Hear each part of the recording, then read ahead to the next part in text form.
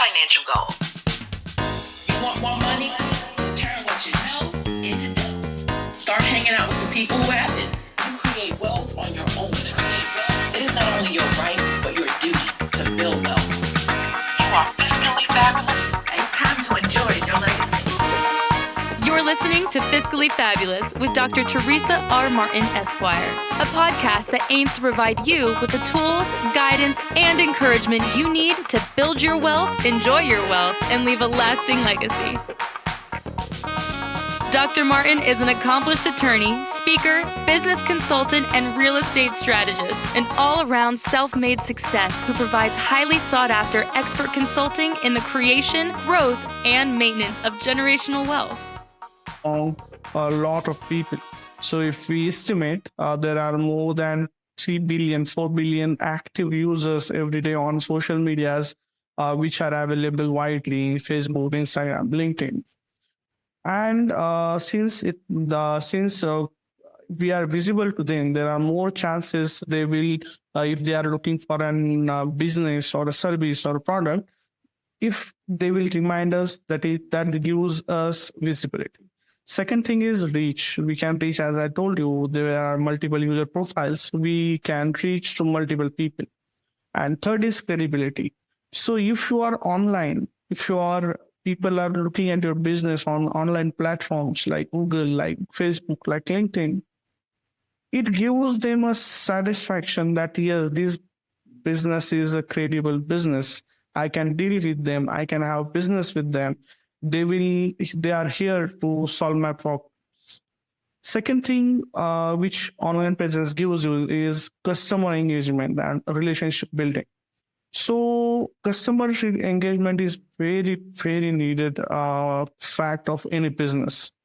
So if let's take an example of Google My Business profile on in Google Maps.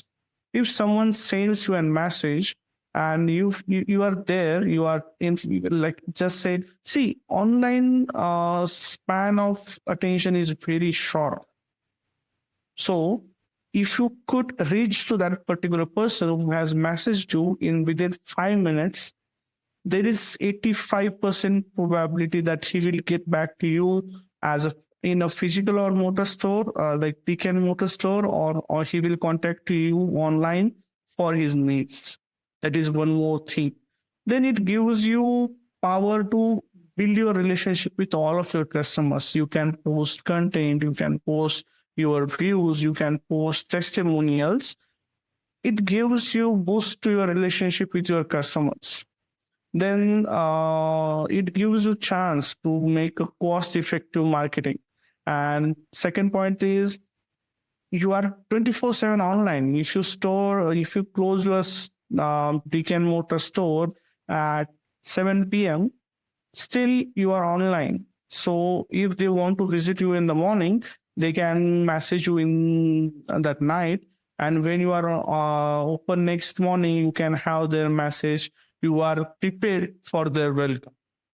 Got it. And so with the you mentioned the GMB, Google My Business, right? So as an example, so everyone basically should have a Google My Business profile. Is that what I'm hearing? Yes, everybody should have an Google My Business profile because it puts you in front of all the public which you are looking for, either product you are selling or services you are offering. So, for example, if you are not online, so what you are missing is, for someone, for example, if you are let's say you are a real estate agent and someone is looking for a real estate property and he goes online, searches by real estate agent in my area, everyone is going to come there, expect you because you are not there online. Be it on social media, be it in Google My Business. So that is the sweetness of online presence. Got it. And with the online presence, let's tie on to that because as I mentioned, in the beginning, it's because most of my audience are solopreneurs, right? They are running a business by themselves, maybe have an assistant, a virtual assistant or otherwise.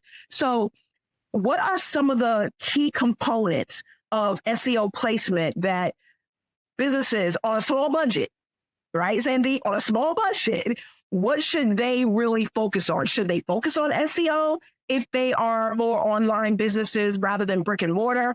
Or, should they focus on something else?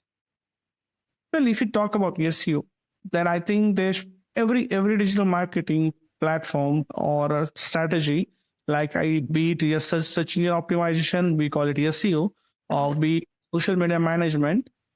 First thing is keyword research. So you need to research about things which are important to your business. Say relevancy of your business. So for example, if you are a real estate agent and someone is looking for an villa, so you should be aware that what type of keywords are being researched for your business purpose. Then second thing is optimization. So your business profile should be optimized for that particular keyword. For example, if you are selling a villa, then your business description should mention villa, because Google is going to tag on that particular keyword and put you in front of that particular person who is looking for particularly for the villa. Second thing is quality content creation. So you should put some, or you should produce some valuable and engaging content. Like many you might have seen on TikTok, many people are creating videos which are introducing their new listings in real estate sector with some with some information which is not there basically, or which they try to give it in a short time, like what amenities that particular place have, how that place is located to transportation, and that gives, since it's very small, as I told you earlier, the online span of attention is very less. But if you can get someone's attention in that particular time frame, it is surely that person will be your customer for product or for service. Then there are other things like on-page SEO, technical SEO, backlink building, that particularly these things come into handy when you are having a website. But if you specifically talk about Google My Business, a single profile where as a single entrepreneur or a single person who is handling your day-to-day job and you are trying to run a business, you should have a Google My Business profile, and that is your website, I must say, because it contains your directions, it contains your basic information, your company name, your email address, your call number. It even contains your testimonials. We say Google reviews, but they are actually testimonials from your customer, that how you engage, how you interact with your customers, and that will give you a significant amount of leverage than other people who are your competitors. And I like what you mentioned as far as, and I was just really listening because what you said was kind of key. And a lot of times it's two things I'm gonna bring in. So I want to touch on the social media optimization and the optimization of, the Google My Business and being found and being able to have leverage over your competitors, which is what you mentioned as well. But I really want us to kind of hit home with how people are misusing social media, right? Because they don't fully fill out their profiles, right? And so now when you talked about Google My Business, and then now we're talking about the social media optimization, we may have social media content. They might be posting a lot of things on social media, but the question remains, have they fully optimized their social media profiles, right? And that's where you were talking about as far as if they're a real estate agent or a real estate salesperson and someone's looking for a villa or looking for something, do they know specifically what their target audience is going to be looking for or keying in so that they can start using that inside of their social media profiles and in their Google My Business, profile links or content and things of that sort, right? So I just wanted to touch on that. But the other thing I wanted to touch on is when you said, even if they don't have a website, that was like what I really heard. I really hope the audience is paying attention to this, because so many times I tell people you absolutely need a website outside of social media, okay? Because you don't own social media, but you do own the asset for your website. However, I didn't take into account the Google My Business profile, right? So I rather, if you are, just using social media and not having a website, I rather you not have a website, but make sure your information, as Sandeep mentioned, to have a Google My Business profile. Because one, it's optimized, and two, you can leverage that, and people go to Google all the time, and people are searching all the time, where they may not necessarily be going to your business website. They will be kind of finding you on the Google My profile. Did I hit that home? And then one more thing is there. So many people don't use Google. They use Bing, or they use Yahoo, or they use Yelp. So each platform has their own dedicated tools like Google My Business. So Bing has Bing Places, Yelp has Yelp Places. So you should have a constant profile on every platform. So similar information which you have on Google, it should be on Yelp, it should be on Google Business, Bing, it should be on Yahoo, and you are optimized actually. Many people ignore this stuff. They only focus on Google, but no, there are other platforms, and your profile should be consistent on all these platforms. Welcome to RIA NYC, where eager to learn entrepreneurs become wealthy and happy to teach investors. Nothing happens until you decide to change your life. Oh, and do it in great company. Call us today and build your empire. And this is very key too, Sandeep. And you're really you're really hitting home what I'm always sharing with people, especially in the business credit space, because when I'm talking to them, I'm always talking to my clients about building out their profiles and making sure they're listed in all the directories, the online directories, and making sure that their link authority, is consistent throughout all of the different platforms and directories that they're using. So can you just add a little bit more oomph into sharing some tips on improving link authority and why link authority is so important?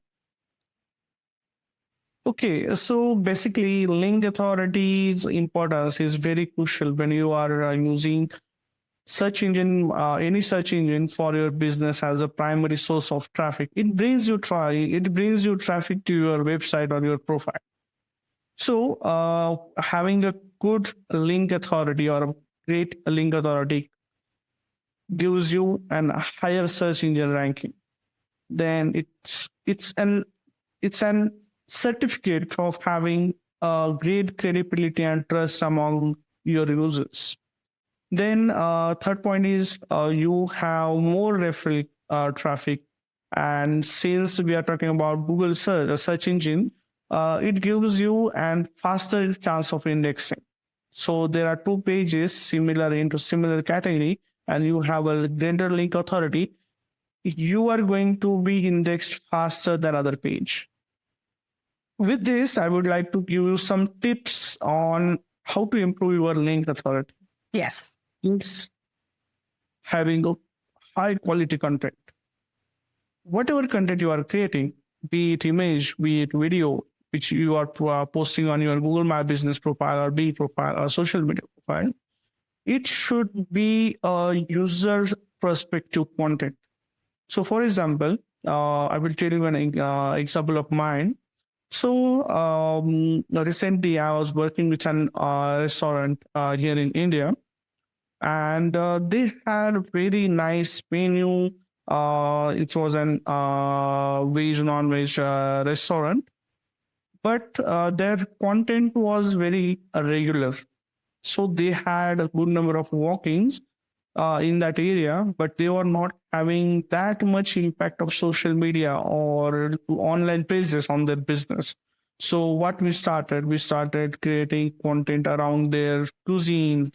We started creating content around their way of preparing the food, how people are enjoying it, how it is served people, how it is liked by their customers. And one of our video went so much viral.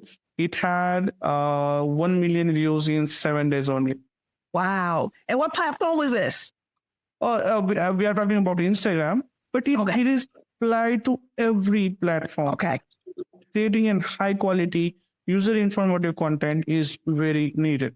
Second thing about improving link authority is guest blogging. So, for example, I will take your example, Teresa. So, if you have a website, you are a matter expert into podcasting and marketing, and I would like to request an article from you. It is going to give credibility to my people, my public, my audience that yes, this particular website, that is my website, is having content about real estate, which is that is a guest blog from you. And people are going to think, yes, this person has a credibility. He has guest blog from that particular person. So that is one more thing we should do. Then third thing is build relationships. As you build relationships in the market, you will get more backlinks from social media profile, from Google reviews, from another case bloggers. Then there is a technical aspect to improving link authority as well. That is broken link building. We should check regularly on various platforms at what links are broken. We should repair them. Then we should create link-worthy resources.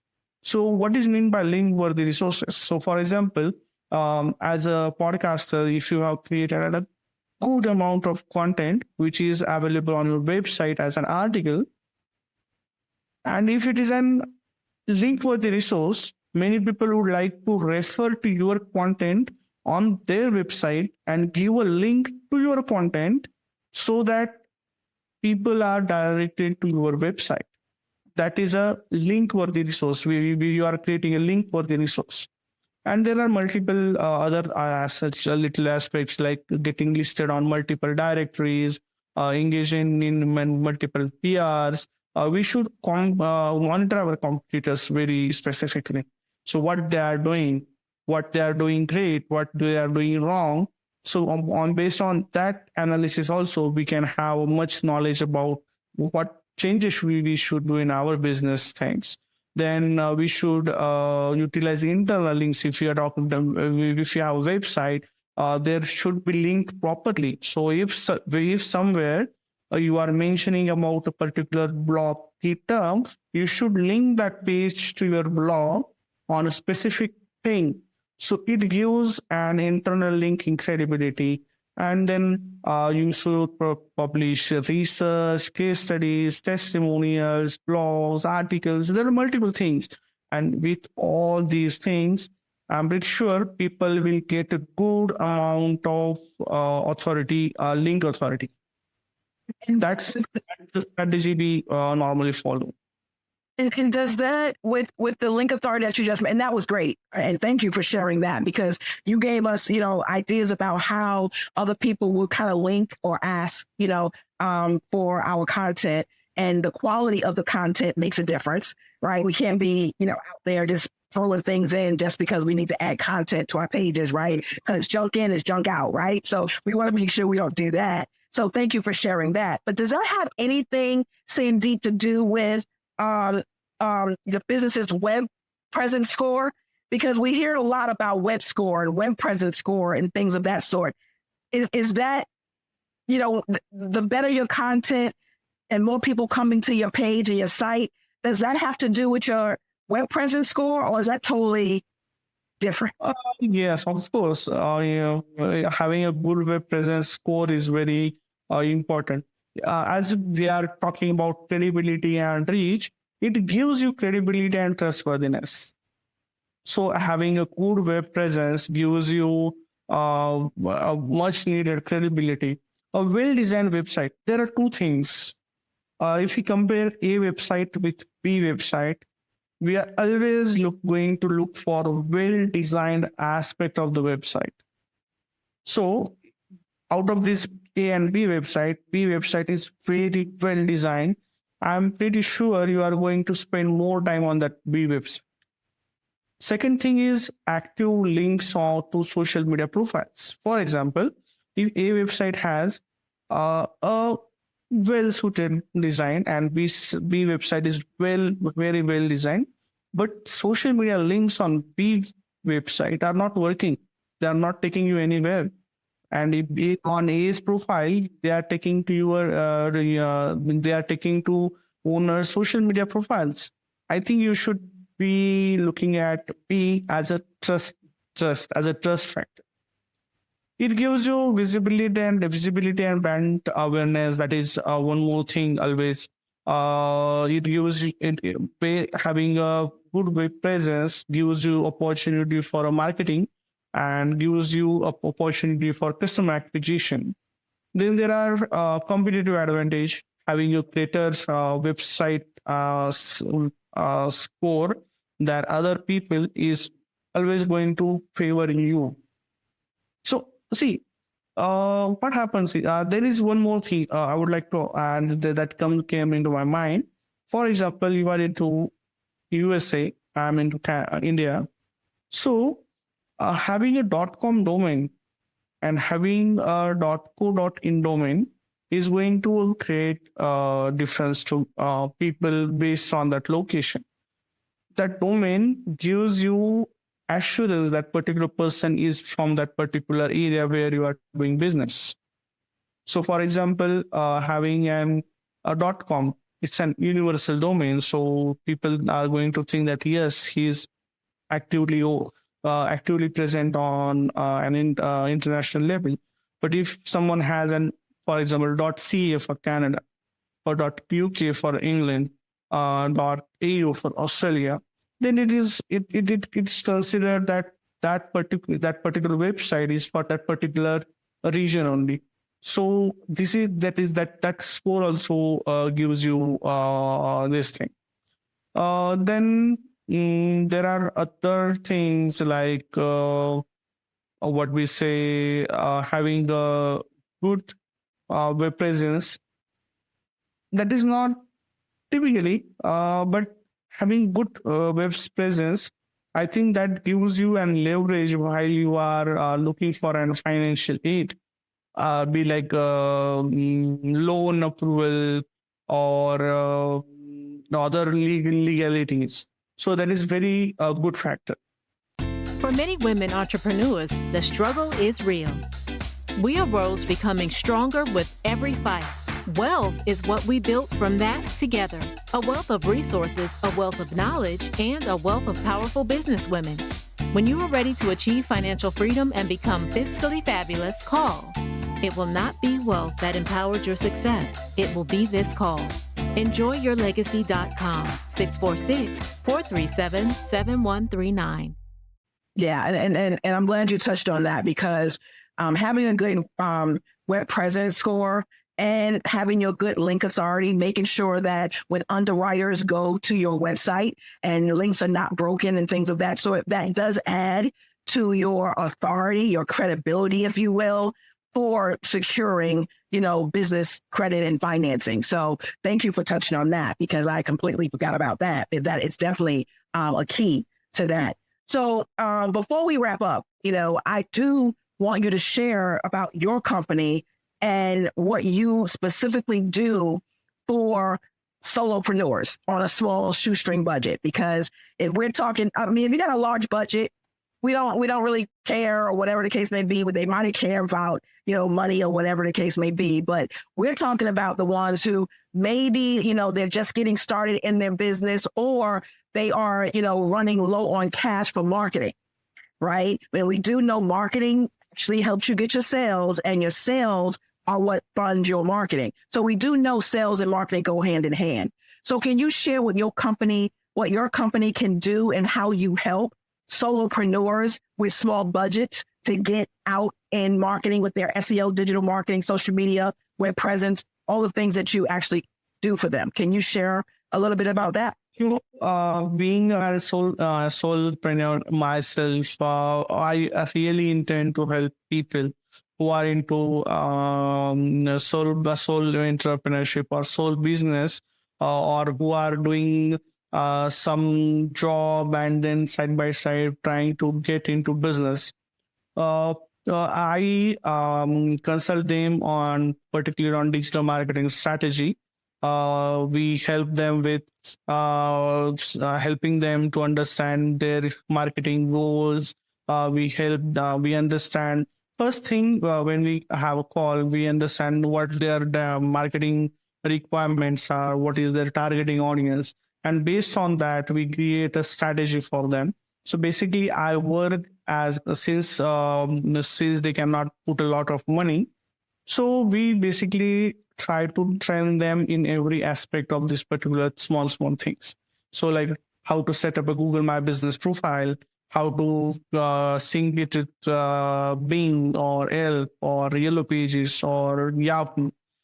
We also help them train how to manage a small website, or how to create, if they are willing to have a single page website, how to maintain it, how to create content. There are a lot of tools like Canva, how to, we specifically, since it's an age of AI, we have started training them on how to give a correct prompt to ChatGPT or Gemini, that is Google's AI service. So they get content ideas from that particular platform.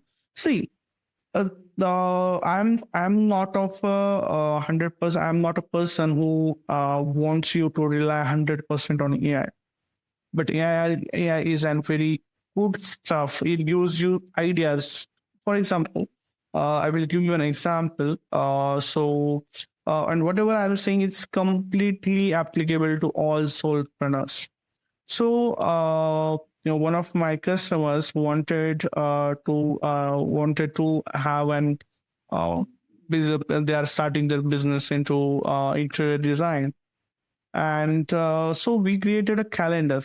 So, but she was not willing to pay for a full-time content writer. So what we did is we give a prompt to ChatGPT and ask for an 45 days calendar for content day by day basis on various aspects of interior design.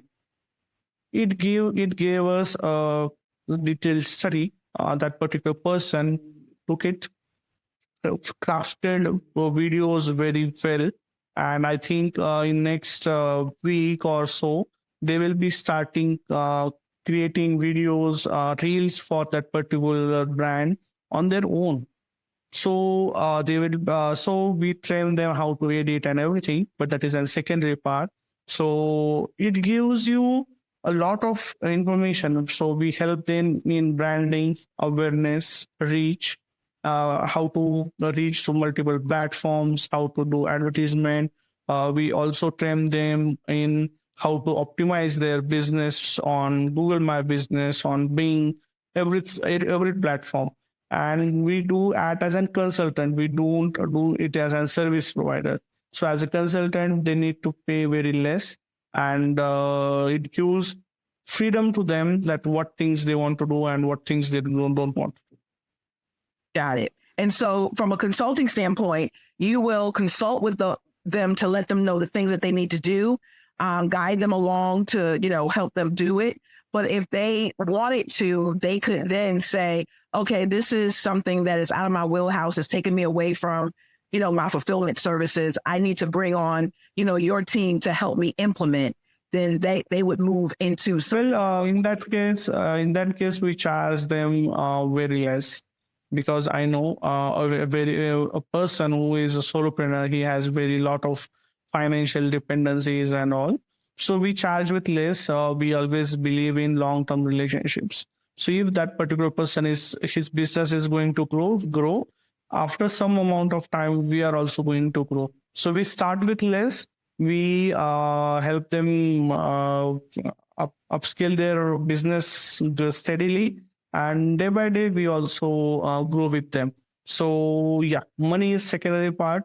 Having a relationship is first. Got it. And if let's leave them with one tip. If there was one thing that you would encourage a small business owner to do tomorrow, what would that one thing be? Go to Google, create your Google My Business profile. Go to Facebook, create your Facebook page. Go to Instagram, create your Instagram account. Go to LinkedIn, create your LinkedIn profile, company page. And in these all profiles, use similar name, use similar contact details, use similar email IDs, use similar business description. Eventually, within 15 days of your starting business, you will have your some presence on Google My Business, Google search engine. You are already on Google My Business profile, but all these four profiles combined, you will soon be on Google's search factor, search rank. We call it SERP, search engine ranking page. You will be there. Wow. Thank you so much, Sandeep, for sharing your expertise on SEO and digital marketing. You have provided our listeners with invaluable tips to enhance their online presence and to help them attract customers and hopefully increase their income. But where now can our listeners find you if they want to learn more about how they get, services from you, or how to get in touch for your consulting services? How do they reach you? Well, I have a website, www.esksdigitalmediasolutions.com. I will give you a link for that. My email ID is sandeep@esksdigitalmediasolutions.com. You can reach to me anytime there. And soon we will be revamping our website. So you can directly go to my website, click on button, and you can book a 30-minute consultation with me free of cost. Awesome. Free of cost. People love to see that. It's not cheap. It better be free, right? But the thing is, in the world, nothing is free. Right. But the knowledge is always free. It's how you execute, right? You still got to execute the information that you get, right? So, and you're right, because even with that, yeah. When I say nothing is free, I'm not going to charge them anything, but with the value they are going to add into that information and boost their business. And when they will refer to me to someone or take my name and that person helped me, that is going to pay me back. Awesome. Well, fantastic. Thank you so much again, Sandeep, for joining us today. And to our listeners, thank you for tuning in. Be sure to subscribe to Fiscally Fabulous Podcast and leave us a review. And until next time, I want you all to stay fiscally fabulous. Thank you. This has been Fiscally Fabulous with Dr. Teresa R. Martin, Esquire. If you would like to learn more on how you can build generational wealth and leave a lasting legacy, go to www.enjoyyourlegacy.com and be sure to subscribe. Thank you for listening. Until next time.